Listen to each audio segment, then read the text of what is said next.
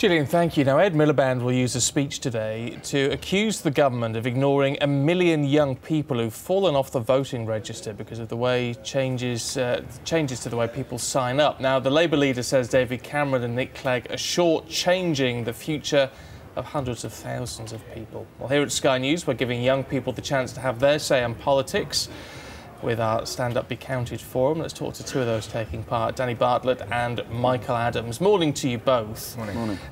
What do you make of what Ed Miliband is saying as a general premise?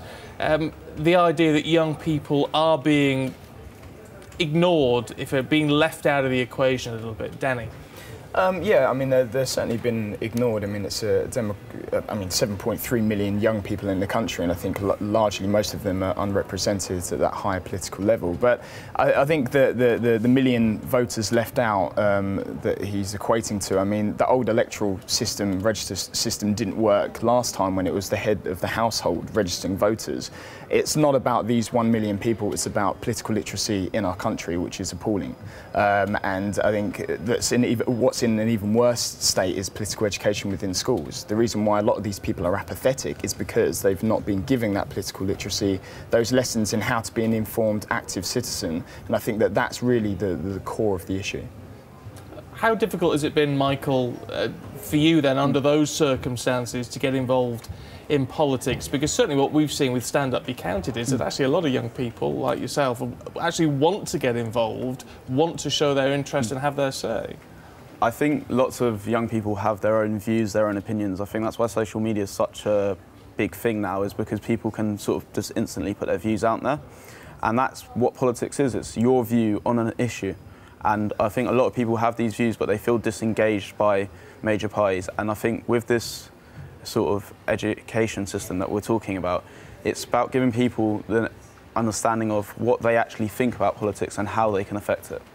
So, Danny, you think that young people simply aren't informed enough, that they don't know enough about the issues, but they do actually want to know? Yeah, there's so many people out there. I mean, we were talking in the green room about how many people that have a relationship with politics. You don't actually mention the word politics and actually say, well, what's wrong with society? And they'll start really getting passionate about it. But the problem is that last year, for example, less than 100,000 young people took the citizenship education lesson, which is the only lesson on the national curriculum that actually teaches the fundamentals of how to be an informed citizen, and the problem is that it's not statutory, so they don't have to do it, and that's the biggest issue. If you're not being politicised at home or between your friends, where are you going to get your political education from?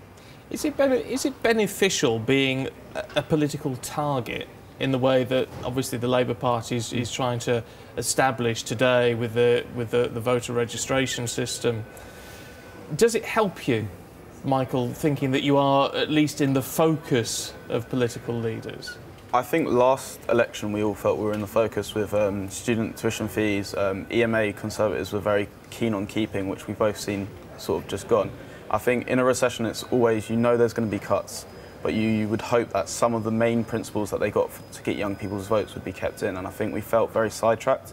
So it's very hard to trust what most political figures are saying. We have to take everything with a pinch of salt, as do most electorates. But I think with the individual registration, I think his grievance is not that there is individual registration, because it was a Labour policy as well, but it got brought in and there was no sort of plan to make schools do it. Like in Northern Ireland, schools have a massive responsibility to make sure their pupils register to vote.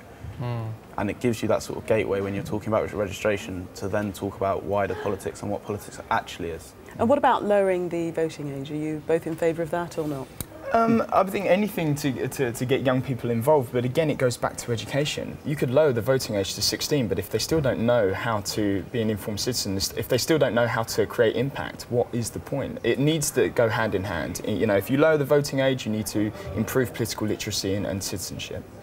I wonder, because a lot of people, and obviously a lot of people in their 30s, 40s, 50s, 60s don't bother to turn out and vote, I mean, particularly in local elections.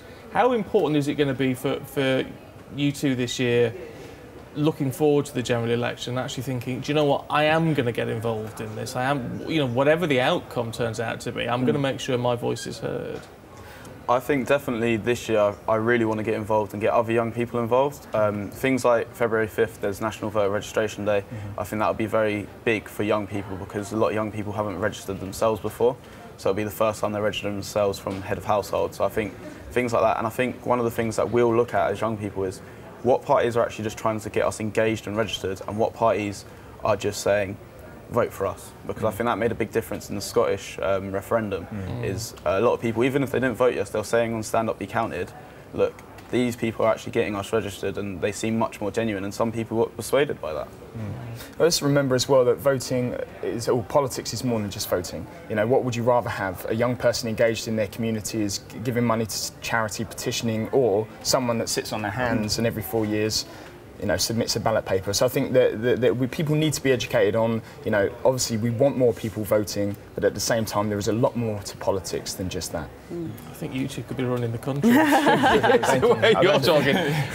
Brilliant. Lovely. Guys, thank you very much. Great to talk to you. If you want to get involved yourself, you can do, of course. Go to skynews.com, stand up, be counted. It's see on Twitter, @Sky, SUBC. I mean, it's all there for you.